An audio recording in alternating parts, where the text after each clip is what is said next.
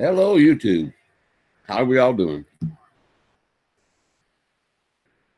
See if we can get some folks in here tonight. Hey, Corey, man. Hello. How you doing? Thanks for coming in.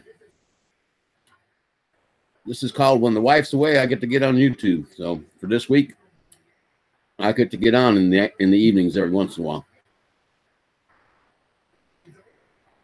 As long as I don't run into any of my friends' streams.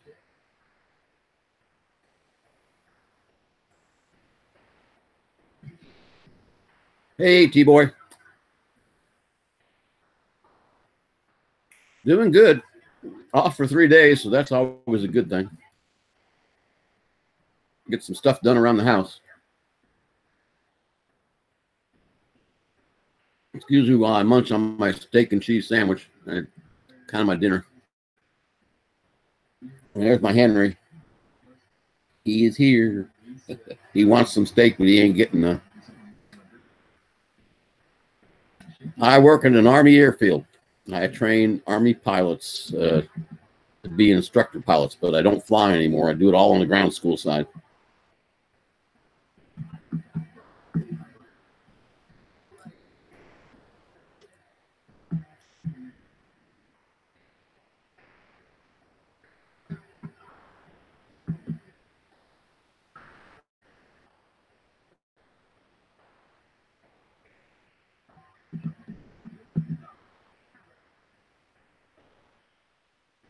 I need new glasses. It's hard to read that chat from back here.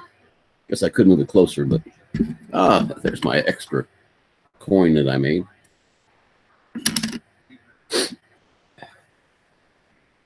Hey, buddy. Say hi. Say hi. Oh, don't you growl at me. Don't you growl at me. What's up, Johnny? What do you need? Huh? What do you want? You want to go outside? You're not going outside. No, go on. Go. You were just out.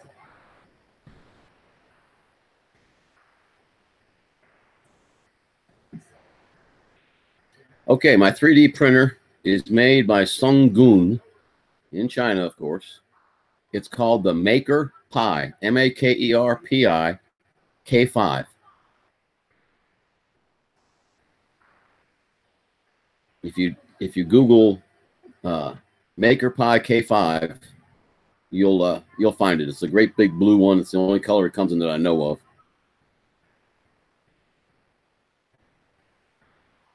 Yeah, it's the K5. Mrs. RC and Custom Designs. Hey, Tiffany, how you doing?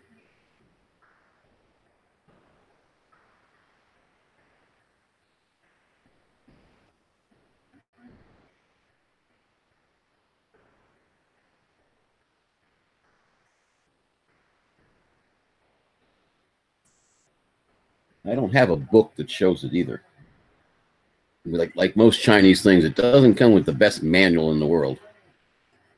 So I don't have much with its name on it. Let me see. No, it's not down in that box. Yeah. But if you type in Maker Pi K5 3D printer in Google, you'll find it. Just be careful where you buy it. There's a lot of different prices out there, and some of them are really high. Come here, buddy. No, don't you growl at me. Don't you be biting me. You should be biting me. I'm going to get you. I'm going to get you. Get you.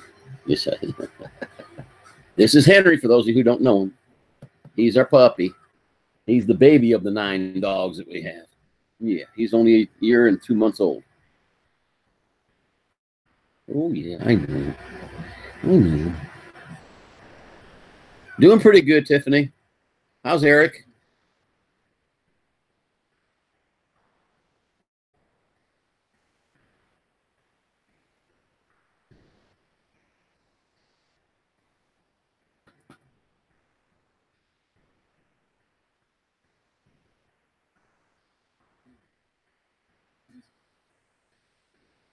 By the way, guys, check each other out. Mrs. RC and her husband Eric. He is RC crazy. She has Mrs. RC and Custom Designs. They're great channels to watch.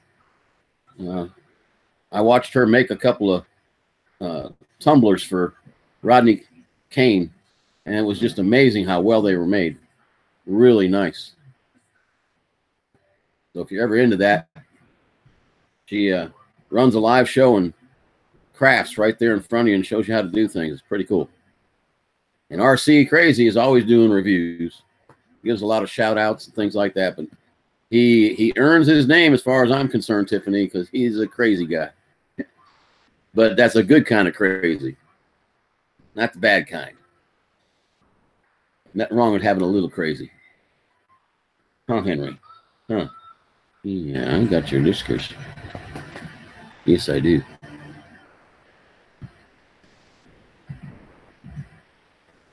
Oh, this dog. I used to think our female dog wanted attention. This guy wants attention all the time. All the time. Yeah, but it's great. I'm telling you, I told you once before, I love watching your reviews, and you don't cut the kids out. You let them play and enjoy, and it's great watching it. I really enjoy it. You know, a lot of people tell them, go lock yourself in the room while they do their lives or whatever, but you guys get them involved, and it's really nice. Hi, Johnny. What's up?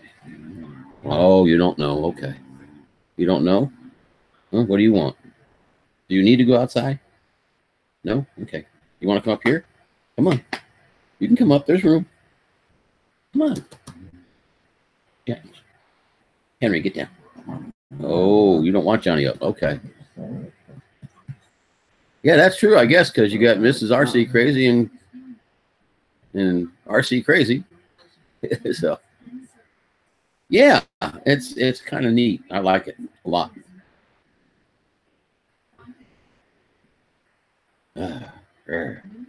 Oh, this doggy.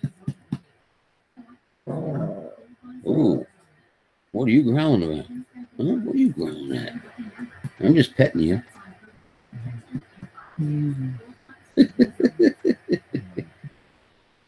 Johnny, you are just different.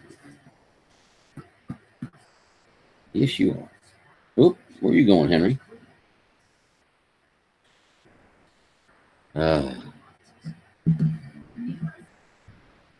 Hey, good evening. Let me do two things. Let me check your channel and make sure that I am subscribed. And I still am. Don't know why I don't get many notifications, but that's YouTube for you. And this is your first time in, so let me take care of that little blue thing for you. There you go, reviewing. Henry, oh, you are a lapful. So everybody looking forward to a good weekend? Do you all have Monday off? I'm looking forward to 3 days off. I just wish the wife was here so I can enjoy it with her, but she's at her sister's for the week. Yeah, they'd like to growl. It's a friendly little growl with this guy, though. It's a friendly little growl. Yeah, it's a friendly growl. He's not mean, usually. Not a problem. Kind of like the hub. I learned from Roger, you check their page, they're good people, they don't cause problems, give them a wrench. What's the host giveth, he can always take away if he has to, but I haven't had any problems in a long time. Hey, Rodney, how you doing? That's okay, Rodney. We all get busy. I'm just glad you got your package. I was getting a little worried. Hadn't seen you and hadn't found out if you got it or not. Want to make sure you were okay.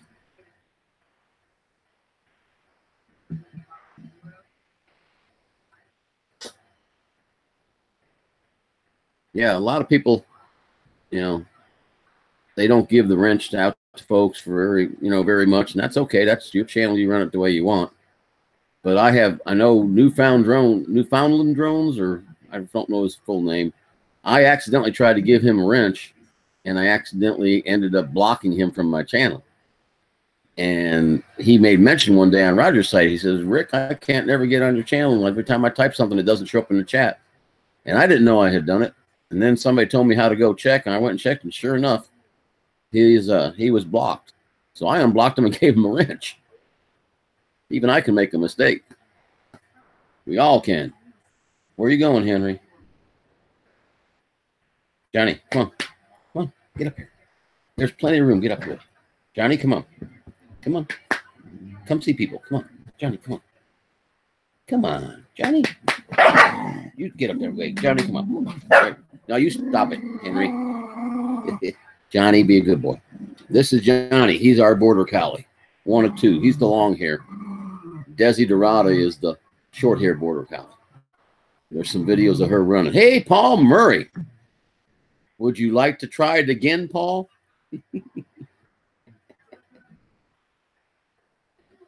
I'll gladly try to send you an invite, but for some reason, we don't seem to be able to make it work real good.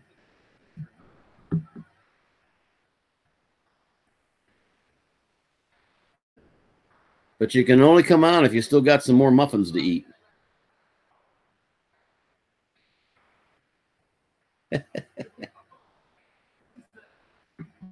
Sure, type in your Addy.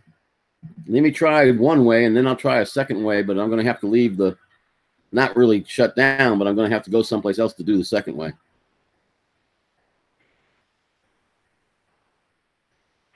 There is another way to do it. I just don't like doing it because it takes too long, but we'll see what happens. Hell, I got all night. Oop, there was that French word again. Oh, blue. Oh. Hey, Paul. Tiffany has blueberry muffins.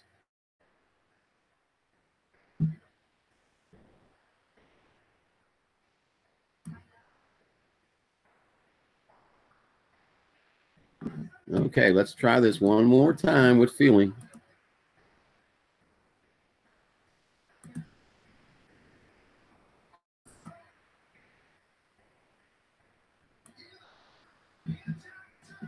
Okay, let me know if you get that.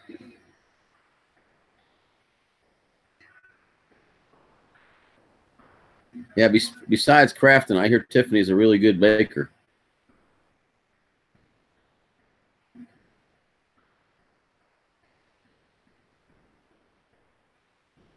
Yep, Johnny wants to sit on a lap. He misses his mommy. Don't you, buddy? Yeah, you miss your mommy. Henry, you be good. Johnny can sit up here too if he wants to.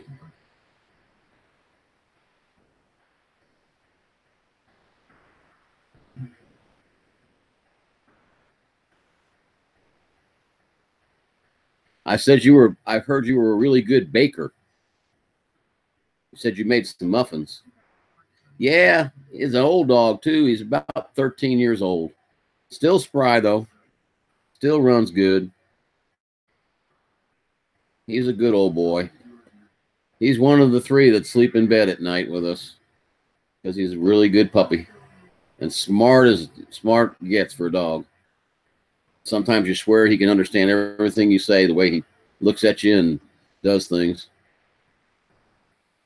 Only some things? Well, better some than none at all.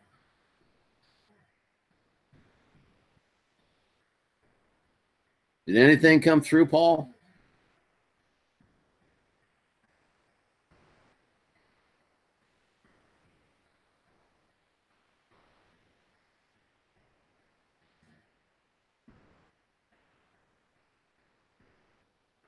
Let me see.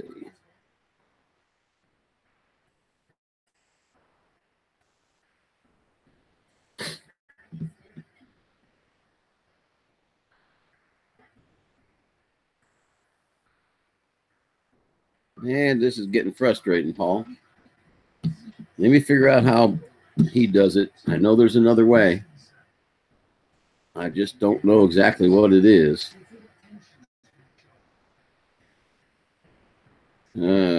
Nuts.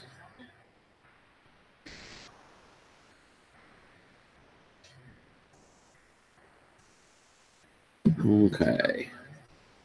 I got that. Yeah, not sure where to go to grab the Hangouts link for this. Unless Let me try something, Paul. I'll be back in a second. You'll still be able to hear me, guys, but you'll still be able to see me. I just won't be able to see chat or anything else here for a minute.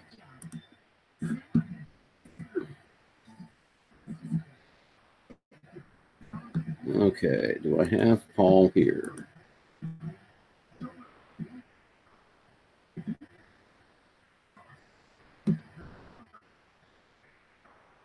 No, I sure don't. Okay, let me try this.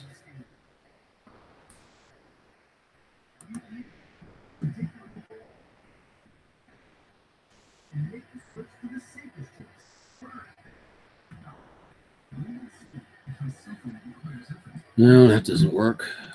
Okay, let me come back to chat real quick.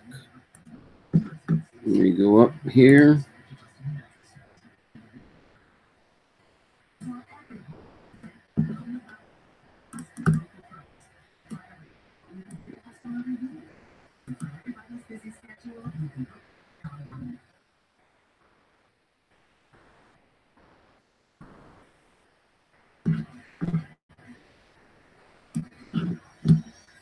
Hey, Paul, that one you should get, I hope, but I don't know if that's how you do it or not.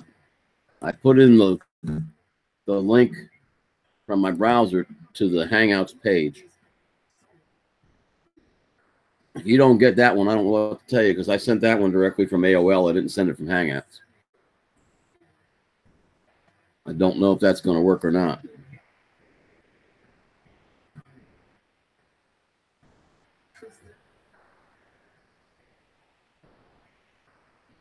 Oh yeah, you can see it in them, man. When you scold them or you get mad at them, you can see it in their eyes. They know they've done something wrong. When my wife gets ready to start pack suitcase for a trip or something, you can look at their faces and they know exactly what's fixing to happen. You know, they're going to get left for a few days. But yeah, they definitely have pretty much the same emotions.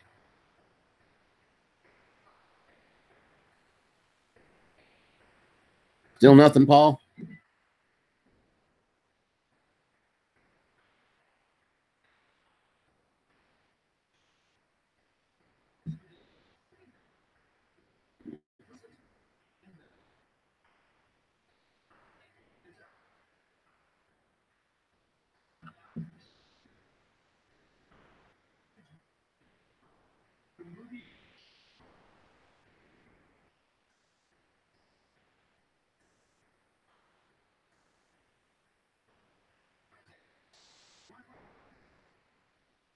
Oh, Lord.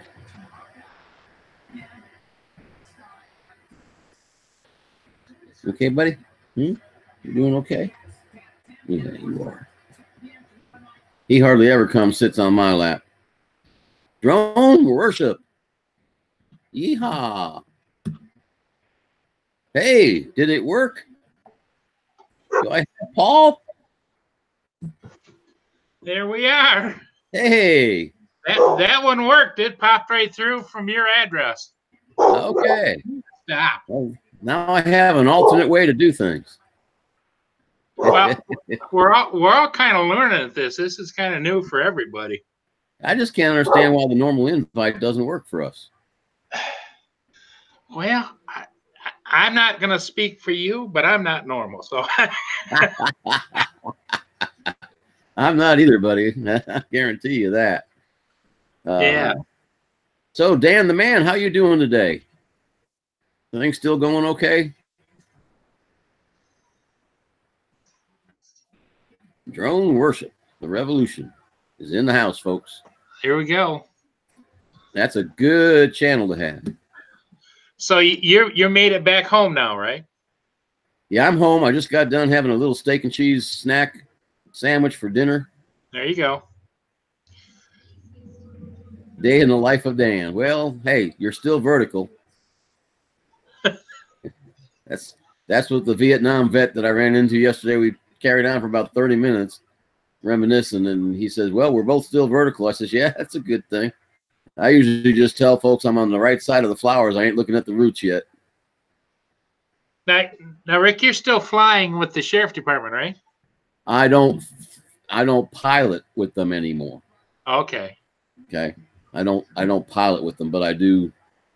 Let's put it this way. If you want to have an observer and you end up having a medical problem, I'm the observer you want. Right, right, right, exactly. Yep. That's No, I haven't. I thought I was going to miss flying, Paul, but I don't miss it near as much as I thought I was going to. I'm reminding you. Give me a. Dan, are you at work?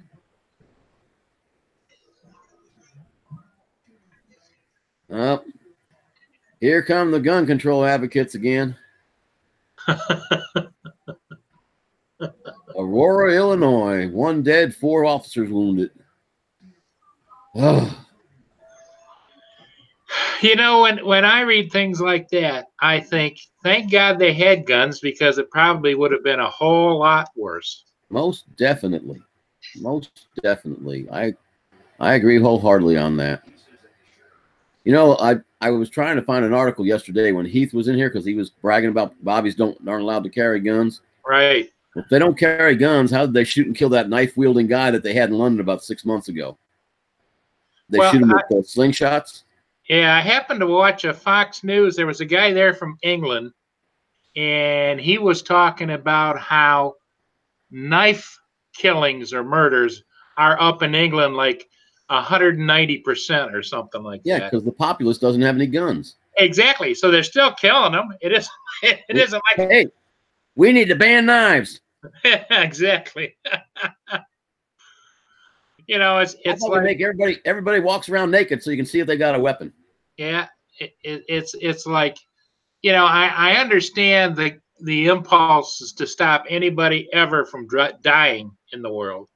Yes. But you can't ban cars. I mean, you can't ban escalators.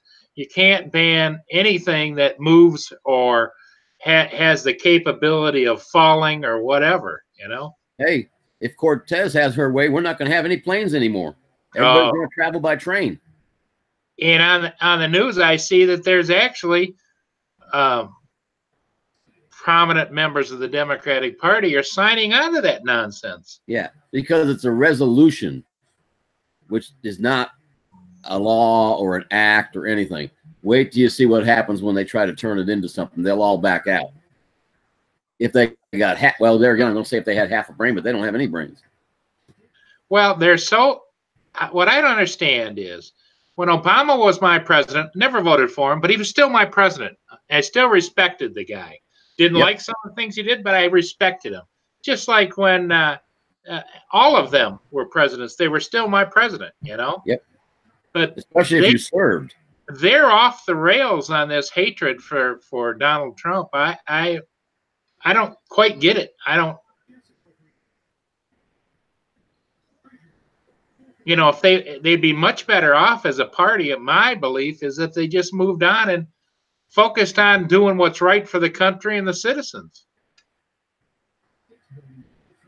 So did he actually sign the emergency order? I didn't know if he had or not. Yeah, I think so. Oh, well. Well, of course, then it'll go through the court system. It'll go through the liberal courts, the conservative courts, and it'll wind its way around and around. It needs to go through the people's court. You know, what I could never understand is why they moved the Coast Guard out of the military and put it under Homeland Security, under them, so that, you know, that eats part of their budget too. You know, in my estimation, they're still military, Coast Guard. So why aren't they under the military and take their budget and build whatever you want to build or protect whatever you want to protect from Homeland Security? But what I want to know is how many assets does El Chapo still have in American banks? Oh, well, I bet we could build a wall. There was a report, yes. If they took the assets that they've frozen, I think it's like 80 or 90 billion dollars. They could build all the barriers and add all the technology they want to add. But as drone pilots, we all know that you're not going to stop anything with drones. And I hear them talking about drones all the time. I just shake my head. It's like, What do you want to do? Just count heads as they come across the board? I don't understand that whole. Unless you're going to put rockets on them and kill them for coming in. I don't know. Unless those are predator drones with hellfire, Yeah, it's not going to do any good. Exactly. Drones. You still got to have some way to stop them, whether that's boots on the ground with rifles and bayonets, or I don't know. Okay, Drone Worship says it's only 8 billion. Okay, I'll take the 8 billion. I'll still build a wall. He only wants 5. He's got 3 billion change. Yeah, I don't know. It's just I feel for the people that live down there and need the wall that can't get it. That's who I feel for. Well, and the other thing too is that this radicalism in both. I mean, we've had it on the conservative side too. You know, there's been radical conservatives go off the wall and whatever. But at some point in time, I really, truly, in my heart, believe 90% of the American public really are somewhere in that middle. You know. Yep. Yeah, I agree. I think so too. So have you been doing any flying on your own? With my drones and stuff, or yeah. You mean no? Yeah. I've got them. I took all the batteries, put them at storage charge, and until I can get some nice weather, like stays in the 60s or 70s, I'm not going outside and flying. Yeah, I hear you. The last few ships I did was, oh man, it was cold, but I'll bet it was cold. My dog Mia, who was my buddy, she sits in the front seat of my Tahoe, and she's like a trooper. She's like my observer, and she just sits there and doesn't say a word and just watches me fly. But man, it was cold. Yeah. And that wind coming off the lake. Whew. How's your battery life been? Actually, pretty good. You know, like I said once before on one of the channels, I said, you know, when I do a ship, it's usually only a 7 or 8, maybe 8-minute flight time, because the actual video I try to keep it around 5 minutes. So that's why I do the circles around the ship and all of the kinds of things and follow it downstream or upstream for a little ways and then come back. And so, you know, the Mavic 2 will get me almost 28 minutes on a regular. And of course, I'm taking them out of a warm house into a warm car and launching right away. Yeah, yeah. That definitely has to help. They haven't been sitting out there and getting cold. And I haven't flown my Enterprise yet with the self-warming batteries. I just keep popping in my Mavic 2 batteries because I got enough of them. I just rotate them. And which is supposed to help just keep them warm. But once you start up, I don't think they warm anymore. I don't know exactly how that works. Well, they would be getting hot because they're drawn. Yes, exactly. So they won't need to be warmed anymore. Yeah, the batteries and the motors automatically warm up with use. Yeah, I don't know. But I don't fly far enough away from anything to worry about batteries. I was out there one day getting one of the last ships coming downbound, and as I got out around it on the other side, all of a sudden it started with that cold, freezing rain, and man, I hustled right back to shore. Now, is that on the St. Lawrence Seaway?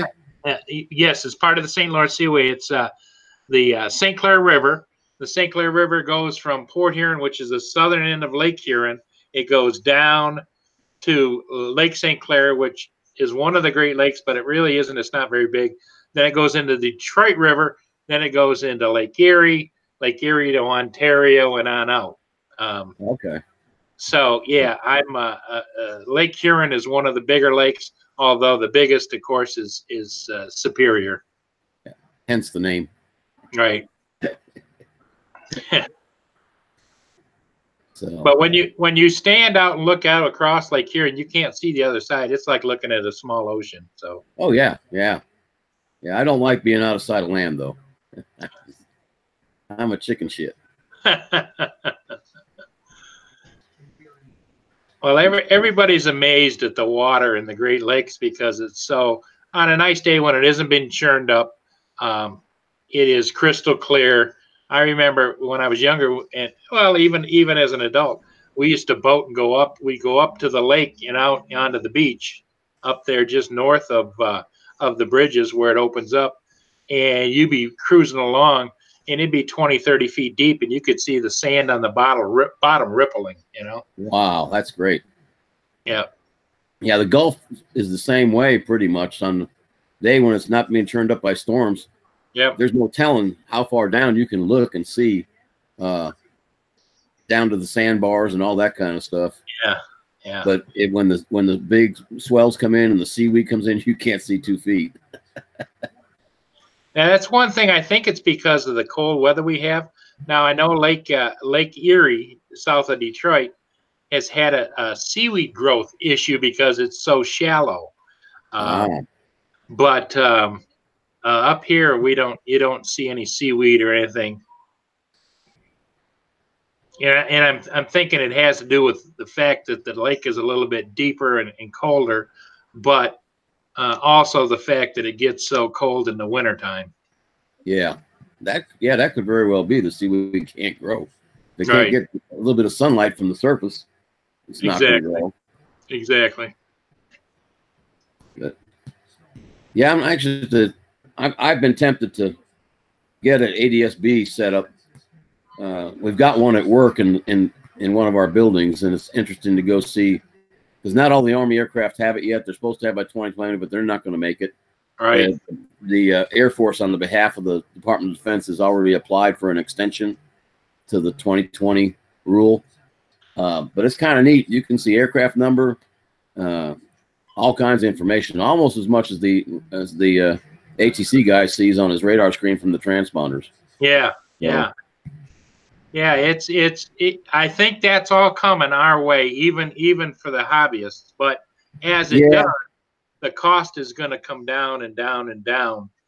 I have a nasty feeling it's coming because DJI's already put it in the Enterprise. Yes. And that's just a wave of the future as far as I'm concerned. They're eventually going to say, hey, if you're going to do this, you got to have this. Yeah, what I'm upset about it with the Enterprise is I just got it in like late January, and then they came out with the Enterprise Duo. Yeah. The thermo camera. Well, and I'm upset at the Enterprise because I bought the Mavic 2 and I bought the Pro so I could have the Hasselblad because I like their cameras, and now they come out with the Enterprise Duo. Yes. You know, I would have waited. Yeah. And at first everybody was poo-pooing the Enterprise Duo, but Rocky Mountain Aerial, I don't know if you've seen it or not, he just posted where he flew over a shut down electrical plant that's in transition from one power company to another, had purchased it, and they're getting it up to snuff and bringing it back.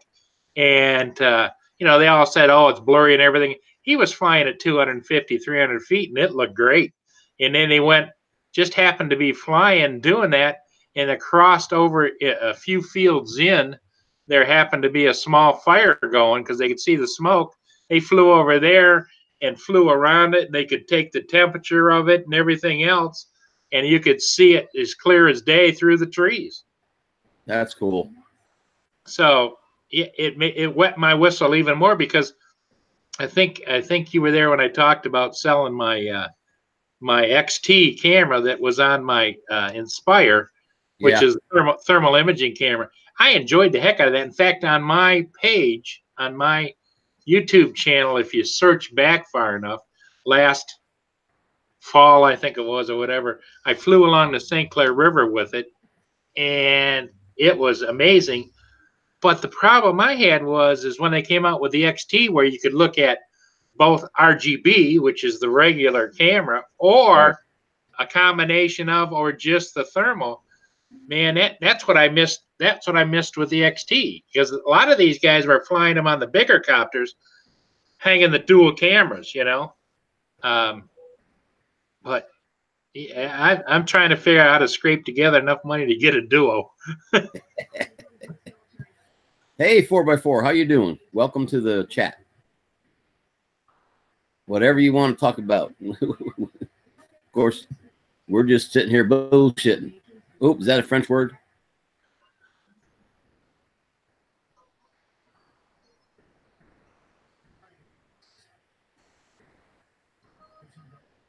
Yeah. I enjoyed being with Roger today. I've been enjoying being with Roger the last few days because that was the first place I went on, and that bunch over there is just fantastic. Yeah, I didn't do any of this till the night Val did an interview of me. Did you? And then once I figured out that my system could actually do it, because I only got 1.5 minutes total to work with. Yeah. So it's really hard to get a stream going sometimes. Matter of fact, if I try vMix or OBS, the first thing it tells me when I turn it on is you don't have sufficient bandwidth or something. So I don't even have them installed anymore. It's like, give up. Well, I'm using Hangouts and it works just fine with me. And I don't know. I know that some of those other guys obsess with the providers and all kinds of things, and to me, it's okay. But of course, I'm not running all the high-powered equipment. You take a look at their command centers, and it's like, oh my gosh. Yeah, I understand. No, I got a laptop and a microphone. That's it. Yeah, it's like Ken Herron over there hits this button for applause, hits this, puts this on the screen, everything else, this, that, and everything, and it's like, oh my gosh. Yeah. Now I'm using Hangouts, but I don't know if it was true or not. But somebody told me Hangouts might be going away. But I don't know if they mean it's going to be replaced by something or it's actually going away. Well, I would hope Google wouldn't do that.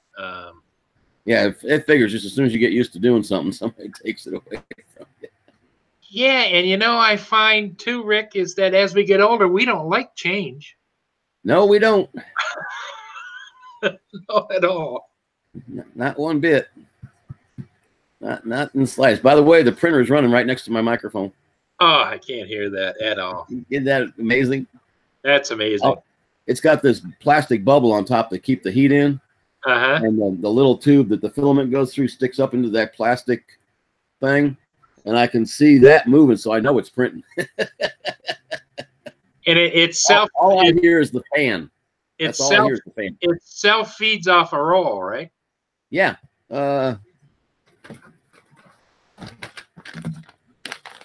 This is a half a roll. This is okay. 1.1 pound roll.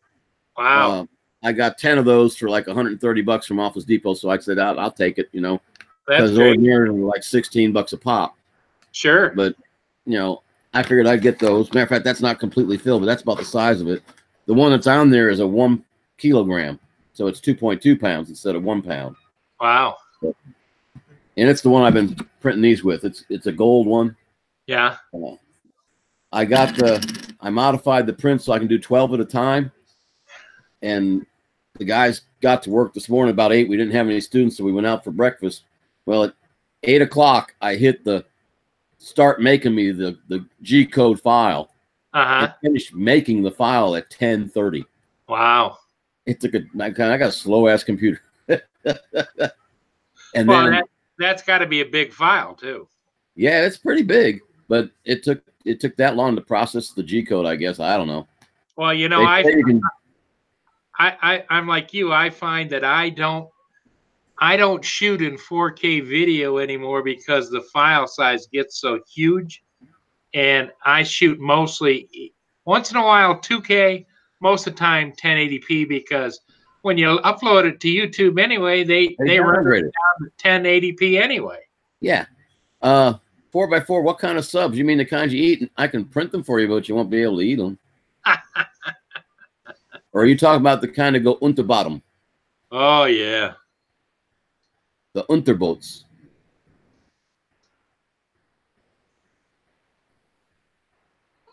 Yeah, that mostly is for real crystal clear water, and down in the Caribbean and places like that. You could probably use it up here in the Great Lakes, but where I'm at, the Lake Huron comes down and it narrows down into about a 1/4 mile mouth, and so the current there is about 7 miles an hour. Yeah. So you put that baby in the water, and I don't care how strong a motor you got, it's going south. Yeah. Well, that's that Bernoulli. Energy remains constant, but if I take the same amount of mass and try to pass it through a narrow passage, it's got to speed up to get through there. Yeah, exactly. That's how we fly. Well, there was several companies at one time were thinking about putting hydro generators underneath the water up here, but I don't know whatever happened to that. They had all kinds of studies out there, and there used to be all kinds of boats with scientists and everything else, and then pretty soon you never heard another word. He wants me to print him some subscribers.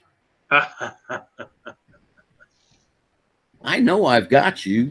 Let me double check. By the way, guys, just because we don't mention it doesn't mean you shouldn't be checking everybody out that comes into these chats when you go into them. Well, yeah, and you know, they can tell us too. Say, hey, I'm new. I say, okay, because it's like you. I got to go over to another screen, and then pull him up and go to his channel, and that takes takes a bit. 4x4, is that a Zoom on your homepage or your YouTube page? That's pretty. Yeah, there you go. Yeah, I'm subscribed to his channel. Yeah, I am too. I knew I had him. But that doesn't mean everybody else can't go and subscribe.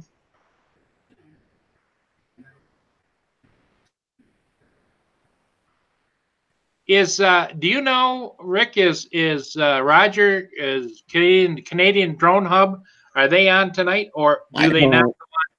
I have totally lost track of when those guys are on anymore, because ever since Val got banned there for that little bit, and now she's not feeling good. Roger's been taking her spots, and I don't know where those were. Yeah, exactly. I'll tell you, the one night I can't keep up with everything is Wednesday night. There must be 50 people on Wednesday nights. Well, you know, I enjoy the heck out of Andrew Pusa Studios, he and his wife, but when you go to his actual scheduled live streams, you got to be a speed reader. I mean, everything is just like flashes by. There's no way you can read the chat unless you scroll up and freeze it. Yeah, and then you get so far behind. Yep. Yeah, it's ridiculous. Now he has also advertising on there too, so he must get some kind of a monetization out of that. I have no idea. I really don't. Because I can't imagine why you would want it, but you know, just the upper corner of it, he's up here, and then there's all these ads down here and across the bottom. So I don't know how that works. I don't know how that I had somebody ask me, I says, monetization, I don't get that. I know who knows how it works. If he's still in here, Drone Worship knows how it works. He's been doing the YouTube thing for a very good long time. Yeah.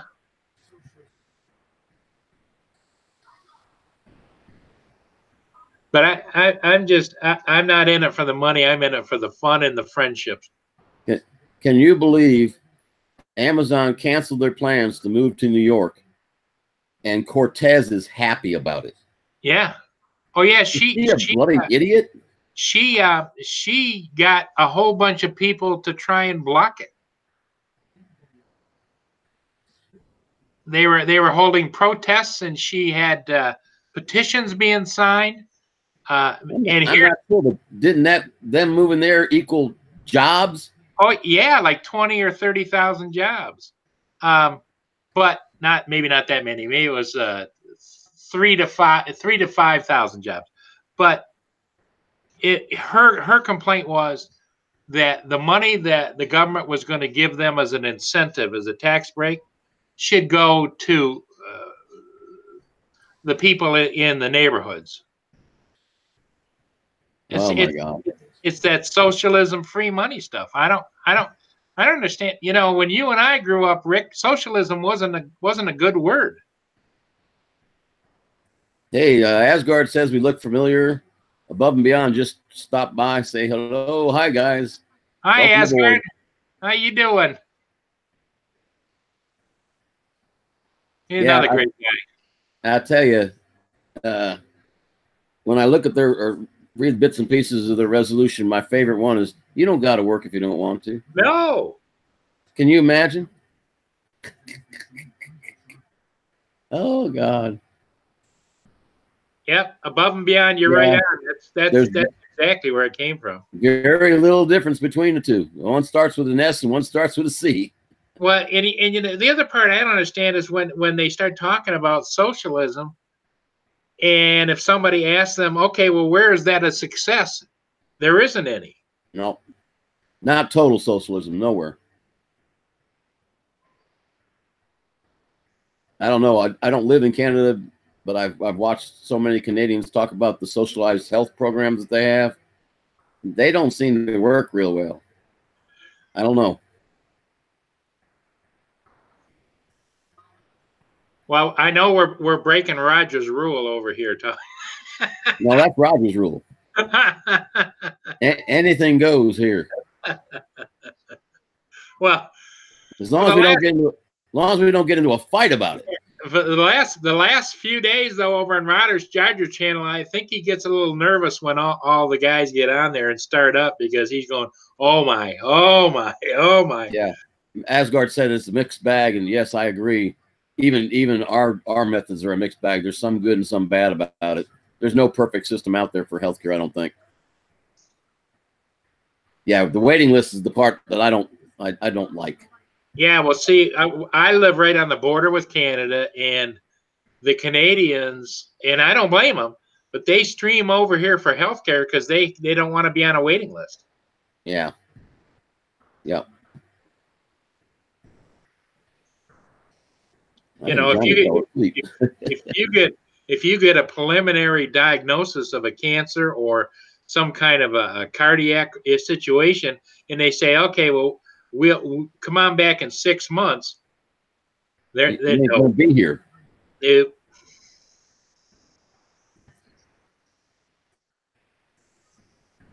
Yeah, they don't. I just don't understand why these people are going so far left.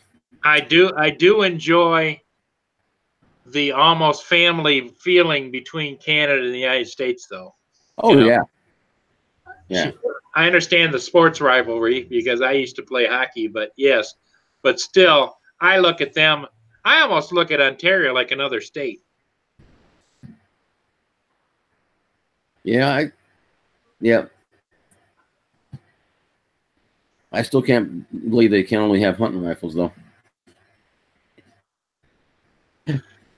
Well, you know, here's what my thought is, and I don't know how you feel about it, especially since you're a sheriff department. Let me show you.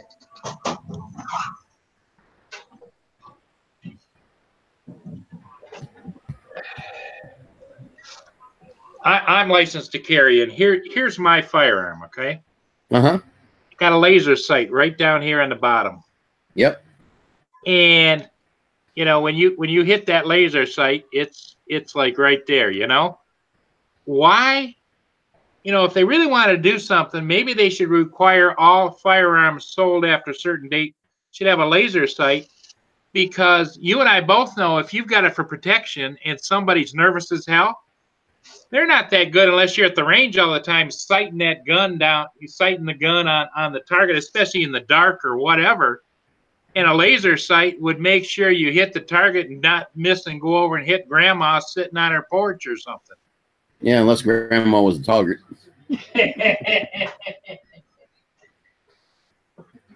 Yeah, I can take or leave lasers. There's good and bad about them. That's why I've got one I can turn it on and off at night if I decide not to want to use it. Yeah, well, mine's the same way. It's got that little button below the trigger you grab with your other finger, you know?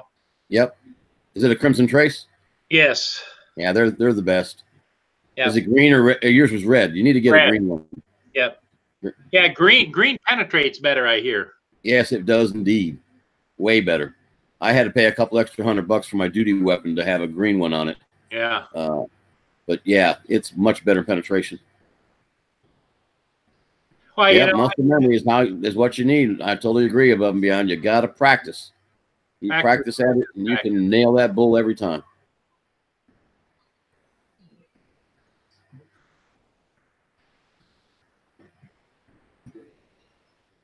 Asgard's still waiting for his laser pistol. Yeah, the green lasers have much better brightness and penetration than the red. Don't know why, just something about that color band.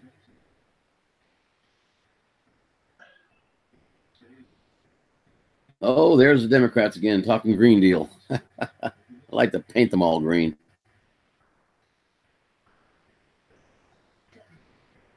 You know, it's like they have really gone off the rails. Yeah, I think they came from another planet. Well, what I don't understand is how you can hate somebody that much that's your entire focus in life. They could care less about getting anything done in government for the people. It's about let's get Trump, let's get him, let's get him, let's get him, let's. And when you do that, that's like putting blinders on government that's supposed to be looking out for everybody. Yeah, they will be brighter, Asgard. That's 100% true. The tritium blue and green, much better.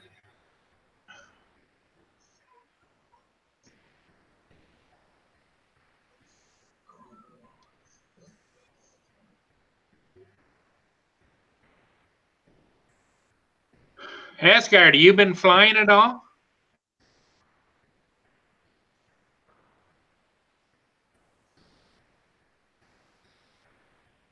Most all the guys I know are east or on the way down. I know the Florida guys are still doing a little flying, but you know, on the east coast and all the way across, it's been so rainy and cold all the way back out, all the way back across the country.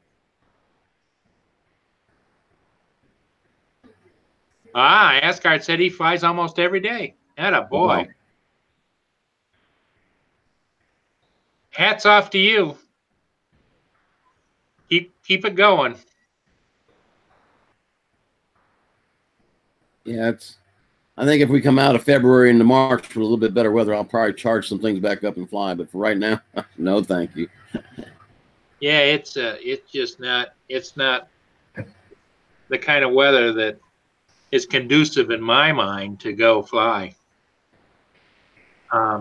Because you know, I think I've told you before, I got bad back, bad knees. I got injured at one time, and they told me it would continually, progressively get worse. And then I was diagnosed with osteoarthritis. And anyway, I'm not here to say woe is me, but it's getting now. So, you know, I was sitting with 2 Inspires with all the cameras and all the stuff. And then I got the Mavic 2, the Mavic Pro, and then I had a Spark at one time, and a you know, I was trying them all, and then this is kind of crazy because when I go down and shoot my ship videos, after flying about 5 minutes, I'm pretty much leaning on the front of my Tahoe just to stand up.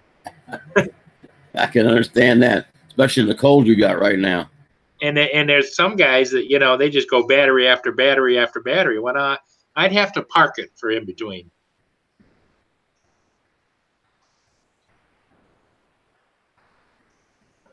Well, Asgard said he sells his footage. Good for you.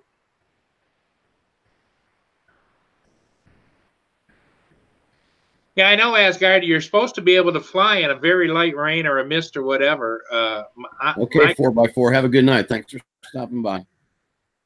My concern about flying up here in Michigan when there's any kind of moisture in the air is I'm worried about icing. Is what I'm kind of worried about, icing on the props, especially if I get out over water. I sure wouldn't want to lose it. No, it's not worth it.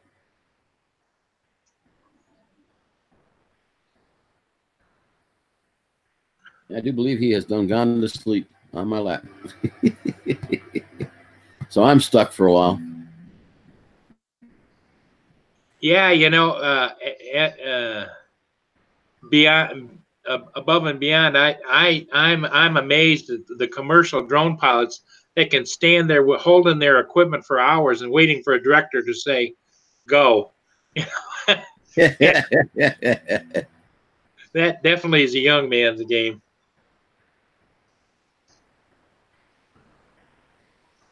You ever get over and watch Drone U at all? I do, but I stopped watching a little bit of it because back when the drone laws were first coming out, they were putting out some pretty bad shit. Yeah, Yeah, And I called them on it, and they all of a sudden, they never answered. Yeah, And I called them on it right in front. I mean, I quote it right out of the regulation that I had in my hand. right. Because they were actually, it wasn't about drone flying. They were complying about low flying helicopters. Right. And a helicopter can fly as low as it wants to in the United States, as long as it doesn't create a hazard. That's the rule. And they kept telling people, no, they can't get any closer than 500 feet. Keep reading the reg. Don't cherry pick what you want to read. And don't read the whole reg. Exactly. Well, the 500-foot rule is just a guideline. They can deviate from it anytime they want. Here's what the rule says in 91.119. It says, number one, that any aircraft has to operate at an altitude should an engine fail, that there's not any undue hazard to persons or property on the ground. That's the first part. Then it says over a congested area, the aircraft has to be 1,000 foot above the highest obstacle within 2,000 feet. So you draw a big circle like a Frisbee underneath you at 2,000 feet. Right, right. Then it says out in uncongested areas, you can get no closer than 500 feet to any person, building, or vessel. Right. And then the next one says helicopters, special aircraft, can be operated at any altitude, as long as they don't create a hazard. Yes. So we routinely fly 100, well, we call it a buck 20, 120 knots, 10 feet off the deck. Sure, sure. Because it's what we have to be able to do. Exactly, because what good would it be for law enforcement or even the military if they were restricted to higher altitudes, It doesn't. Yeah, they were cherry picking it and complaining that the helicopters were going below 500 feet. So I just got on there. I typed the entire, as much as I could. I think it took me like 4 entries to get it in there. Yeah. I told them, I said, stop cherry picking. Yeah. If you're going to read a reg, read the whole reg. Don't just read the part you want to read. Or ask somebody that flies helicopters. Yeah, for a living. That's right. Or did. Not for a living anymore. Yeah, that's the problem that everybody, and that's one of the reasons I wear that little pamphlet thing on when I'm flying. At least it doesn't mean that I'm smarter than anybody else, but it lets people know that I'm registered with the FAA and that I must know a little something. You know? I'm still waiting for the first local cop to come tell me I can't fly wherever I'm flying. I'm going to have me a field day. Well, did you hear I was talking about, I was flying one day down by the water, and I had my back to the parking lot and for the street behind me, because it's a big walkway down there with a scenic turnout and everything. And I was talking to a guy, and he had turned around. He was facing me with his back to the water, and all of a sudden his eyeballs got big. And all these cop cars pulled up, and they got out with their guns drawn. And I turned around, and I go, "Whoa!" And the guy came over, and I talked to him a little bit, and he saw my FAA identification card, and I also carry a business card with all my information on it, and he passed it out to them all, and they said, "Well, somebody over here at the restaurant reported a terrorist flying a drone near the Blue Water Bridges." Yeah, sure. So now they all know me and they wave, Yeah, most of the county guys know me. They'll drive by and wave, or they'll get out and say, "Hey, what you doing today with it?" And I show them what I'm doing. Because you got to stay proficient. Most of them are very inquisitive. In fact, it was about 2 years ago. I was flying on the other side of the bridge, on the north side as it goes out to the lake, and Homeland Security, Border Protection, was sitting there, and there was like 3 or 4 guys in the truck. They're doing the SUV, and they got out and they were talking to me, and I was showing it to them and everything else. I said, "You guys don't have these?" They said, "No, we probably should." I said, "Yeah." I says, "Especially at the price they are nowadays." Yeah. The time to try to practice flying low over the trees and searching for things is not when you need to find somebody. Yeah. Nope. It's way before then, so you get proficient at it. Yes, exactly. Well, you being a pilot, I was never lucky enough to be in that position, but because I always used to love helicopters. But the average person doesn't have or not trained themselves in depth perception. Correct. They have no Well, idea. it's there, but they don't know how to use it. Yeah, they have no idea when you get an object under your control out there, and it looks like it's next to the tree. Is it really next to the tree, or is it behind the tree, or and so when you tell them to look at the screen, they go, "Oh my, I didn't know." Even on the screen, it's hard to tell sometimes. Yes. It's very hard. I get. It's called the height perception illusion. You'll be approaching something, and it looks like you're going to hit it, but it's because of your perspective on it. Right. If you would stay where you're at, you would miss it. But I'm not willing to take that chance when I'm flying my drone. No. Yeah. Whenever in doubt, hit a hover and then collect yourself. I've got. I think it's been posted on my channel somewhere. It talks about the crop duster, and I knew the guy was coming, and I had coordinated with him that if he'd stay north of the road to do the fields he was doing, my drone was going to stay south of the field, and I was going to get him some pictures. So we did it a couple times. It worked out, and he was happy, and he was coming up the next day. Well, I went and got right over the road, and I could hear his engine because he's driving a big old ag cat. You can't help but hear that damn thing. And I'm looking, and I'm looking, and I'm looking. I go, where the hell is he? So I says, hell with it. I'm coming up to 400 feet because I know he's not going to be at 400 feet if he's crop dusting. And just about the time I leveled off at 400 feet, if you look at the video, you'll see him coming right underneath my hair or my drone. I went, dude, we're done. That's too close. I'm not filming you anymore. A night train, I think you're referring to, correct me, Rick, nap of the Earth, not map of the Earth. It's a nap. Yeah, nap of the Earth. Nap of the Earth is an acronym inside of an acronym. Yes. When we first started doing it back in 1977 or so, we called it near as possible. That's what the nap is. And then somebody decided to say, well, what are you near as possible to? Okay, we're near as possible to the Earth. Okay, so let's call it nap of the Earth. NOE. Yeah.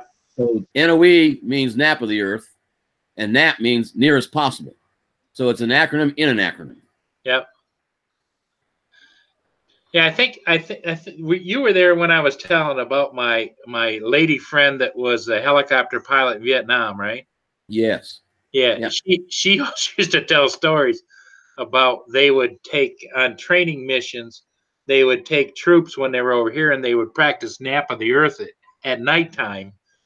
And the pilots, of course, their sense of humor. They always take bets who could make the most of them sick, and those recruits were all stacked in the back of the copters, and they'd start that swinging and down and up and down and stuff, and before they took off, Lynn'd turn around and she'd yell at them, say, "If any of you guys upchuck in my aircraft, you'll be spending the rest of the day cleaning it." So they'd take their helmets off, and they would throw up in their helmets, and they would do it as they land. The top sergeant was standing there and say, "What are you doing without your helmet on?" They go, well, I don't care. Get it on. They put it, and it goes. Shoo. When we used to take people for rides, granted, most of the aircraft I ever flew, we could only fly one other person, and it took special permission. But I tell them, okay, we got you a flight suit. If you have to throw up, just pull that neck out like this and throw up in your flight suit. Because if you throw up in my little tiny cockpit, I'm going to give you a toothbrush, and you're going to clean it all up. Because when it gets into stuff stops working. But we used to give incentive rides back when I was stationed at Fort Hood, and I was flying Cobras, but I came out of flight school as a Huey pilot. Well, they wanted to give this one E5 an incentive ride because he had just re-enlisted. So I said, okay, that's cool. And they were short of pilots, so I said, well, I'm greater than the Huey. I'll go as a co-pilot. We went up, and we flew him around. Did some good NOE flying in the daytime. And he was having a ball. Well, it came time to go to the refuel point. And I looked over at Gary, and Gary looked at me, and I went, yeah, I think we need to do this. And he goes, Rick, you have the controls. I says, what do you mean? He says, you got the controls. I need to land. You need to land in the FARP. I says, I'm a takeoff pilot. I'm not a landing pilot. He goes, but Rick, I'm the takeoff pilot. And we looked at each other, and this guy's got the headset on the back. We go, oh my God, we've got 2 takeoff pilots and no landing pilot. So we came in, and we're going like this and going like that. And this guy's eyes are like this friggin' big. It was so much fun. I don't think he was old enough to have a heart attack. So I think we were pretty safe. Well, Rick, but yeah, he thought there really was a takeoff pilot and a landing pilot. Rick, one of these days I'm going to have to get you a conference call with my lady friend Lynn, because you guys would have a lot to talk about. She's got some hilarious stories too, because she was a very petite blonde, long blonde hair, and she used to put it up in the helmet. And then when you know how you get out of the aircraft, unplug your connection, and then she'd take her helmet off when they were refueling, and everybody in the tower would be going on and talking to the other guy in the other seat. How in the hell did you get that duty? What the hell? Yeah. Her blonde hair would go, she said, all the way down to her butt. Yeah, about 2.5 feet at the nose, roughly. I'll tell you this: the cockpit in the back seat, which is the widest part, ain't very wide at all. Matter of fact, I kind of got upset. I went to the museum, and they had a mock. Well, they had a real one, but it was just set up as a display, and they let you get in it. I could no longer get in the front seat. Wow! It wasn't because I couldn't climb up in there. My fat ass wouldn't fit in there. I was pissed. But yeah, Cobra was a good aircraft. 53s, now that's an aircraft. Army didn't have those, unfortunately. The 53s was a good aircraft. It still is a good aircraft. Well, now that configuration is where was it the gunner sat in front and the pilot on the back, or? Yeah, both the Apache and the Cobra, the gunner's up front and the pilot's technically in the back. The big difference is in the Apache, both pilots have a full set of controls. Right. Whereas in the Cobra, you had sidearm controls in the front, and that was a booger bear to learn how to fly from the front. Sure. But once you learned it, you loved it. Yeah, because it was so much different than what you were used to. It was more of a joystick over here type of thing, and probably a colonic or whatever. Collective. However. Yeah, the collective on the left side. Yeah. Now, What you were used to was the pedals. Tell me if I'm wrong. You'd have the stick in the middle between your legs and the pedals, right? And then the collective. Cycling was in the middle, collective's on the left, and then you got the pedals up front. But in the front seat of the Cobra, you were sitting like this, and it was a lot of fun to fly once you got used to it. The problem was training in it. Because of the linkage, the guy in the back seat, who was the student pilot, has a 4-to-1 advantage over you in the front seat. Now, what they did in some of the aircraft, and luckily I never flew one that didn't have it, they installed what was called a T-kit. The training kit or T-kit was a boost for the front seat that gave you a 1-to-1 advantage. Oh, okay. So there's no way he could overpower you. You were an equal weight. But his big cyclic in the back and your little bitty one up front, if you didn't have that T-kit, 4-to-1 advantage. There's no way you were getting the controls if he messed up. So it was a straight hard control. It wasn't like fly-by-wire controls. No, not like the Apache. Apache has fly-by-wire. Yeah. In case something breaks, but no, it was all solid bell cranks and linkages. Yeah. Good system. I still respect you and thank you for your service, my friend. Oh, no problem, guys. Trust me, it was a good life. That's what Lynn says. Well, Lynn flew for a long time, and then she went worked at the Pentagon. She was she worked for Department of Investigative Services, and then she retired out of there. But she's a character. You'd like her. Hey, you have the con. I've got to put a dog out. Okay, sounds good. Come on, let's go. Above and beyond, he'll have to answer that when he comes back.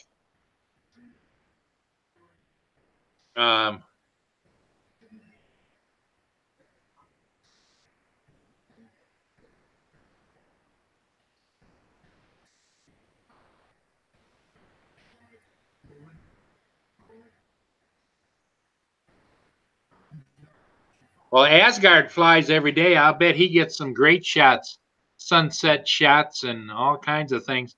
I enjoy just going on YouTube sometimes and taking a look at some of the video and of other pilots like Hawaii or even in Europe or Australia. You know, there's a lot of brothers and sisters out there doing a lot of flying that are really making some great videos. Okay, in honor of Manic Magic, if he shows up, this is my Australian oilskin. Best rain hat they ever made. There you go. A little dusty. It's been sitting in the living room for a while. And in honor of our friendship and our streams. Oh, there you go. It's not bite-sized. It's muffin time. There's muffin time. Banana nut bread muffin. That's good stuff. That's good stuff.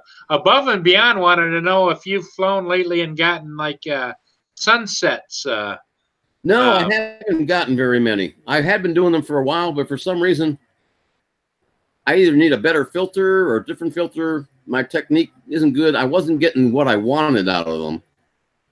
And right now, I'm not flying at all. They're all in storage. But as soon as it warms up, I'll try again. Because you can get some beautiful ones down here. I'm at a point and stage in my life where I'm not a photographic technician. I'm more of a pilot, photographer, videographer. I'm not a videographer that also is a pilot. You know what I mean? Yeah, kind of. I had a wizard. It's in a tree down the block somewhere. I keep going down and see if it's fallen out yet, and it still hasn't. It's still up there, and I'm not climbing that damn tree. Well, not at my age. Can't you take one of your other drones and go down there and hook it with a fish hook off the bottom of the drone and lift it out of there? Yeah, sure. Then I'll have 2 drones stuck in that tree. I know people have done that, but I'm not willing to take the chance. It can just sit up there. Yeah. It'll eventually come down. There's a bunch of them. There's a bunch of videos from guys in England and stuff doing that. And it's like, I'm like you trying to think, I don't know, you know. I don't remember whose it was, but somebody got an FPV stuck on top of a silo. And they flew another FPV up. Now that's impressive because that's not stabilized. No, not like a DJI drone. Exactly. They flew that up there and hooked that son of a gun and flew it back down to the ground for the guy. That was impressive. That was very impressive. Well, you know, my before I sold them my Inspires, they used to sell a modification on the arms. You know how the arms go up like that? You can control that. Well, when the arms were down, it had these little bars that came across and kind of locked so you could carry something. And so I always thought that'd be okay to do that because then you could put a loop on that end, go up, and if you ever got in trouble, just lift the arms and let it go because then all you'd lose is the line and the hook, you know? That's interesting. Yeah, A4 Skyhawks, I do believe, were cable backup. A lot of the Air Force jets have had cable or wire backups. The A4 had cables. Hell, a lot of the new jets, they're totally fly-by-wire. I'm sorry. That's not for me. Well, that's about the time you want to have, if you happen to be have a rear, he has to be an electrician, you know? Yeah. Oh, I got the other dog now. Hey, well, they smell muffin. He wants my muffin. Yeah. If you're good, you'll get a little piece, but you're not getting the whole muffin. I said if you're good. So don't be bad. That's like my Mia when I start playing with the brownies. She's kind of like watching me, but she can't have chocolate, so yeah, exactly. I have to give her a cookie. Yeah, they can't digest it. No. I never knew that, but thank God I never gave a dog any. So yeah, my daughter informed me of that a long time ago. I went, oh my God, I didn't know that.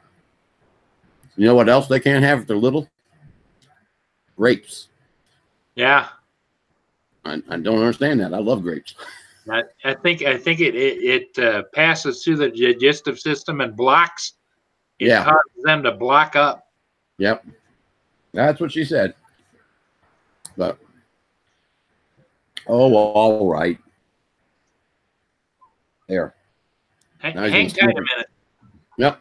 He sniffed it for a couple seconds and then he ate the whole thing in one bite.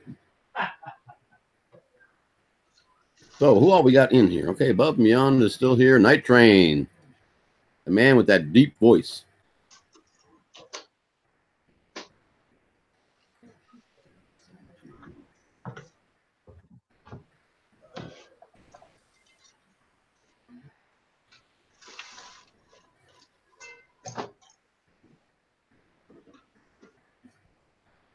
Oh, Paris Island. Glad I never was there. Yeah, the Cobra was a good bird. Don't get me wrong. But the Apache, when the Apache is only halfway flyable, it can outfly a Cobra. And I know I've flown them both. But yeah, the Cobra was a lot of fun. I used to like flying the border in Germany in the Cobra. I didn't much care for the square canopy ones, though. The production series. I did not like that canopy. I much prefer the Mod S or the G model with the round canopy.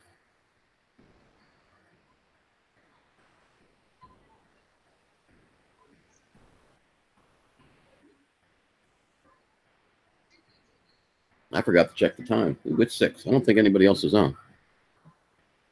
We're going to be away from the chat for just a second, guys. Let me refresh the page I'm on YouTube. Make sure I'm not blocking anybody's live streams.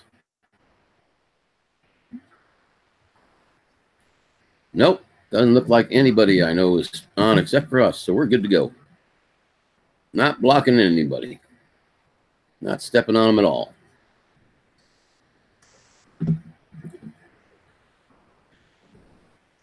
Yeah, well, the nose-mounted minigun is the same one that you see mounted nowadays on vehicles and whatnot.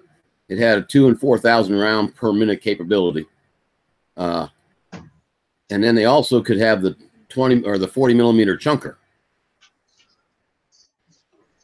See what you did, Rick? Oh my God, he's got his brownies.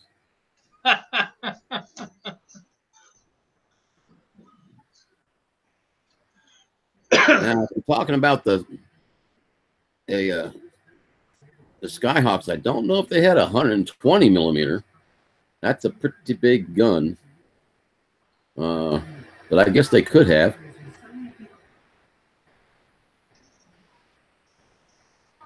Now, my first Cobra ever that I was PIC in was a G model, and I had a wing-mounted 20 millimeter. Essentially, it was a Vulcan air defense weapon that was downrated to 750 rounds a minute from 2,000 to 4,000. Because if you tried to fire 2,000 with that thing, it'd tear the airframe apart. But that was probably the most impressive weapon I ever fired off a Cobra as far as I'm concerned.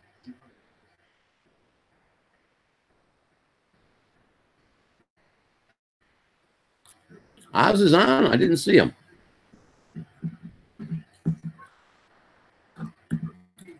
Okay, where did that go? No, I'm not getting a notification that he's on. I wonder why.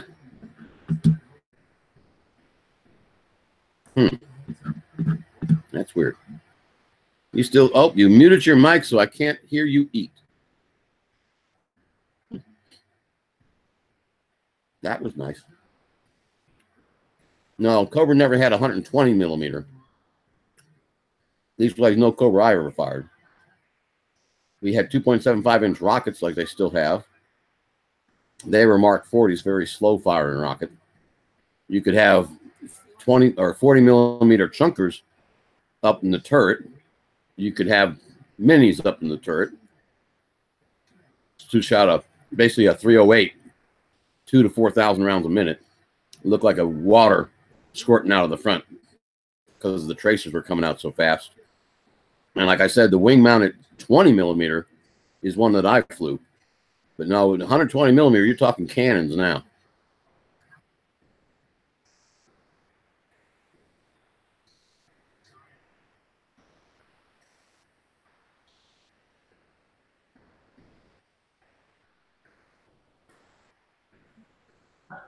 I'm back.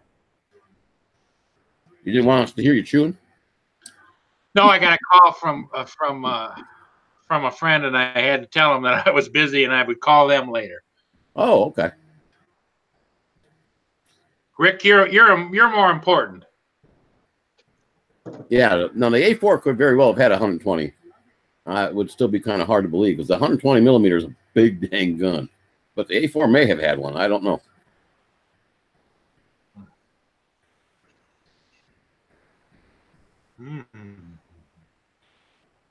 Yeah, I can see you're enjoying yours. I can't eat mine all one bite, though. I'm not eating one bite either because I want to savor it.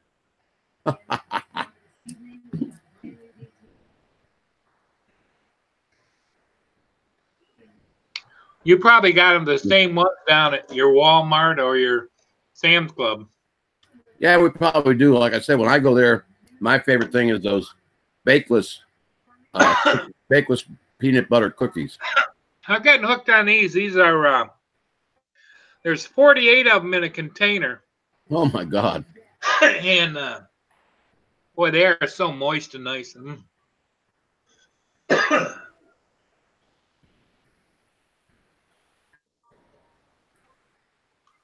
Every once in a while, you got to have a little sustenance. I hear that. I definitely hear that. People look at me and say, "You don't need sustenance."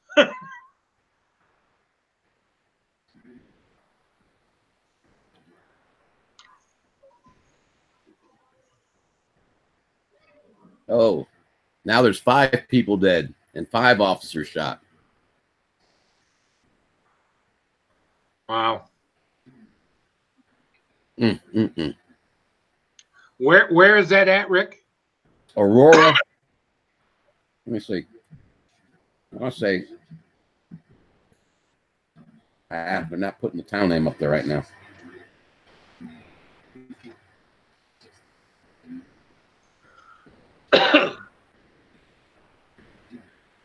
Well, they stopped talking and put the shit back up there. Yeah, Aurora, Aurora, and I forget the state though.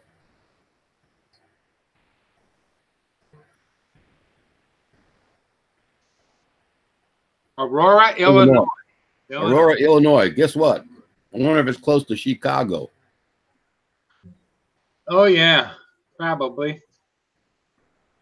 The town with some of the strictest gun laws in the world, and they've still got more deaths by gunfire than any other town. Oh man, you had a hot pretzel with mustard? Ooh.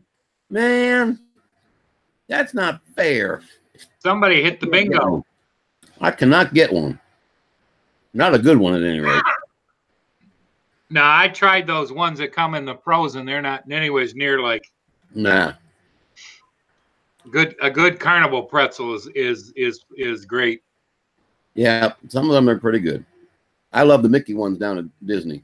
Oh, do you? Yeah, they're shaped like a little Mickey. Little Mickey. Boy, they bring out good memories. Well, you live close enough that you can go down and get one once in a while.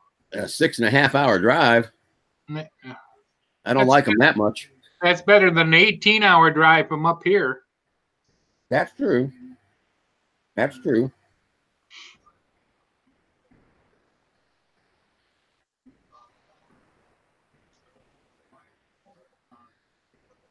Oh man, I can see it coming now.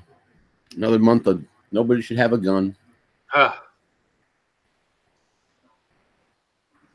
Man, a nice warm soft pretzel with mustard. That would be good right about now, wouldn't it? You know what I remember from growing up. You remember that? I'm sure you had them where you're at, down in Pennsylvania, where I lived around Scranton. Down on one of the street corners, almost every day, there'd be a little guy with the push wagon with the great big wagon wheels on it. Had the popcorn maker on the inside. Oh yeah. And it had the bags of roasted peanuts. Yeah. Oh. Yep. Yep. You got it at Sam's? Oh, in other words, they had them there. There's a place in Walmart that used to have them, but it left. It like closed up. I guess nobody was buying them. was one like a little kiosk inside of Walmart here, and they made hot pretzels, and they were pretty good. They weren't very big, is the only thing. You know, soft pretzels supposed to be like this. These things were like, Yeah. but they were good. But I guess they wanted too much. Yeah. Let me think. Yeah. I think it was 25. No, it's $24 a day. Based upon the resort you stay in. Now, if you stay at one of their resorts, and I guess you're talking about the parking at the different, what do you call them? Different parks, I guess. But if you stay at one of the high-end monorail hotels like the Polynesian, or where we stay, which was the Contemporary, or where we stayed before, which is the Floridian, the Grand Floridian, $24 a day for parking. Wow. Cost me $140 when I left. That's ridiculous. And then if you stay in a moderate, it drops down to like 15. If you stay at one of the real budget ones, it's $10 a day for parking. It's like, man, that's crazy. Rick, you're younger than I am, but we're also old enough to remember you could go to Vegas and get everything for next to nothing because they wanted to get it in gambling dollars. Yeah, they comped everything. Yeah, I remember I used to get a room at a luxury hotel for like $5 a night or something, you know? Yeah, because they want your money going somewhere else. They wanted to come in over the tables. Yep. We go to it's called the Memphis Film Festival. You can Google it and take a look at it. It's not actually in Memphis anymore because they outgrew Memphis. Uh-huh. They moved from Memphis to Olive Branch, Mississippi, and they were holding it at the training site for the Holiday Inn hotels. They outgrew that facility. Now they hold it at Sam's Town Casino in Tunica, Mississippi every year. And you go up there to the bar. It's the one time a year I actually get to drink. Because you walk into that bar, you buy your first drink, you give that guy like a $5 tip. He never lets your glass go empty, and you never pay for the rest of the time you're there. It's like, I like this place. and he don't care if you're sitting at the gambling tables or not. Yeah, I don't gamble. And in Vegas, what I remember was the 99-cent shrimp cocktail was in a great big huge thing like this. Yep. Full of shrimp. Yep. Yeah, above and beyond the Contemporary, it actually goes through it. I've got a film from when we went just not too long ago showing you that. But the monorail also goes to the Polynesian and the Grand Floridian. It just doesn't go inside those hotels. They've got like a deck outside the hotel that it comes into. So those are the 3 monorail hotels for right now. But the Contemporary is the best. That's we stayed the last time. We had the best time we ever had going down there. And it comes right inside the building. You don't have to worry about if it's cold outside or anything. Hey, review been playing and more, and well, my goodness, hello, welcome back. Your name's as hard to say as mine. I think maybe I need to take the Droners Without Borders off my name or something. I don't know. Yeah, everybody just calls you StarCop anyway, don't they? Yeah, for the most part, and among other things. Like when I was in the Army, they called me Quick Rick, and when I started running radar, they called me Radar Rick. I got in trouble one night and it wasn't my fault. I was up on one of the local highways that's perfectly straight, and people like to go about 80, 90 miles an hour on a 2-lane, 5-mile-an-hour road. And one of my fellow deputies called me up and says, Rick, you got the radar with you? You need to come up here right now. I says, does a bear shit in the woods? Boy, the sheriff chewed my ass for a day. I said, what part didn't you like? Me seeing bear or me seeing the bear shits? Basically, I was telling him, if I'm in my car, guess what's on my dash? Yep. But see, Alabama's one of those weird places. And if you know what the law is in Alabama, you can probably beat 90% of the tickets you get for speeding. The law in Alabama is that the radar gun is used to verify your speed, not detect your speed. There is a clerical difference between those two things.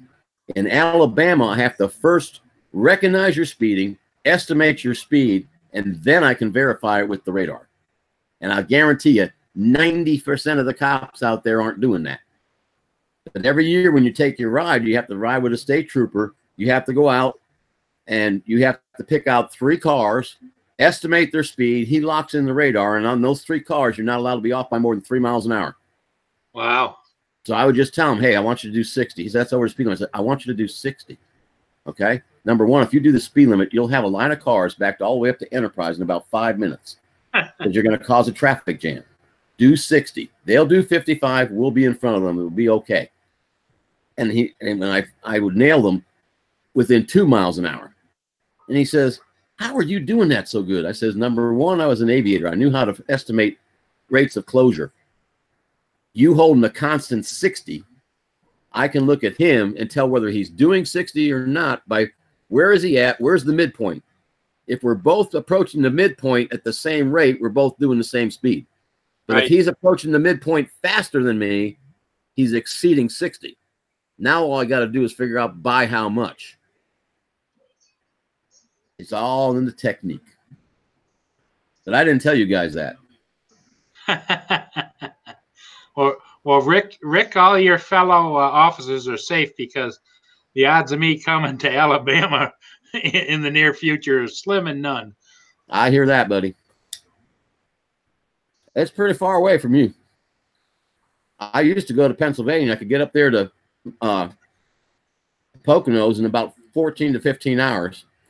I'd leave at midnight, be there by 4 o'clock the next day or so, you know. Yeah. I can't do that anymore. That's a young man's game. Yeah. Yep. Oh, all right. Here. Don't take my finger. Dang dog. Reviewing said he used to be called Radar because he was the company clerk. There you go, like on MASH. Yes. Why was he called Radar? Thanks. Real hard.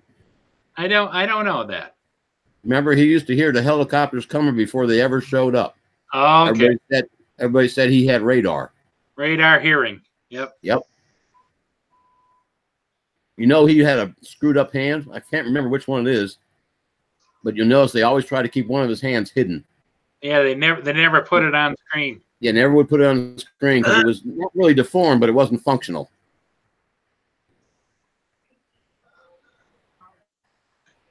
I loved his high squeaky voice. Oh, yeah. Okay. Geez, you know, you give a dog one piece, he wants the whole muffin. Oh, now he took such a big piece, he's got to get down and eat it in private.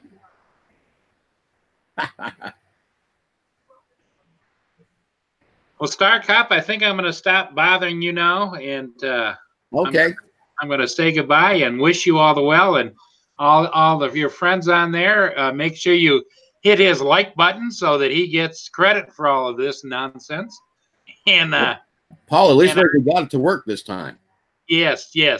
Now we know how to make it go. Thank you, my friend Rick. You take care, and all my friends, have a great evening. You take care too, sir. Let me see if I can start focusing in on the chat now. I can't see it very good. I need binoculars.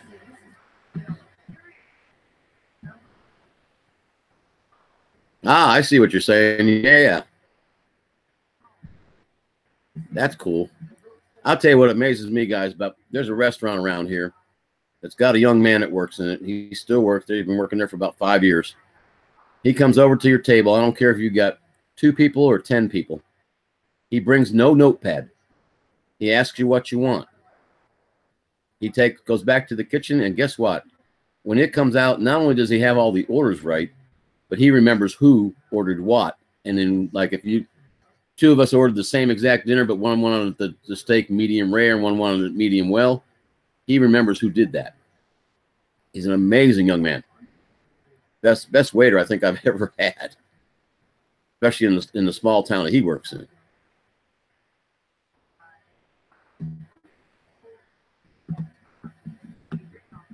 Yeah, the Contemporary is really nice. That's one of the reasons we wanted to stay there. Was my wife's been wanting to stay there ever since the parks first opened, and she's never gotten to stay inside the main A-frame. And that's where we stayed this time. If you've seen my videos, you've seen the view from our 7th floor apartment. It was great. Anyway, yes, you can walk there in less than 10, 15 minutes, depending upon how well you catch the 2 red lights that you have to go through to cross the street. But yeah, very nice place. I'll tell you, I don't know if I was going down there and I just had nothing but a park hopper pass for the day. Hell, they never check to see if you've got passes to go anywhere on the monorail. However, all the monorail stations now do screen everybody, just like at the airport, which was a big change from the last time we went in 2015. They screen everybody. No weapons, no nothing allowed. Now, one of the parks, when you get off the monorail at Magic Kingdom, you don't have to go through security because they know you've already been scanned. That's really nice.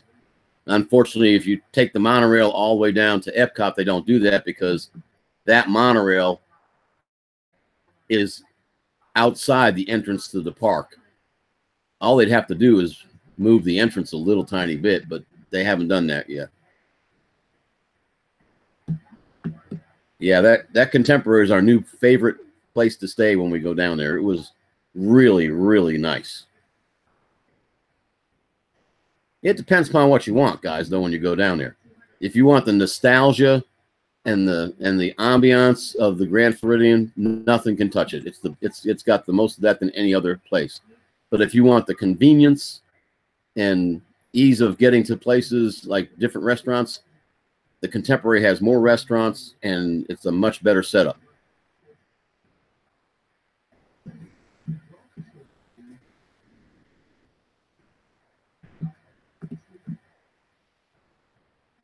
What time it be? Let me check something out real quick, guys. Refresh this page.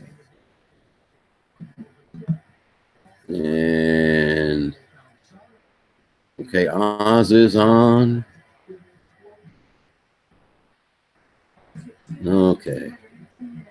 I'll tell you what, guys.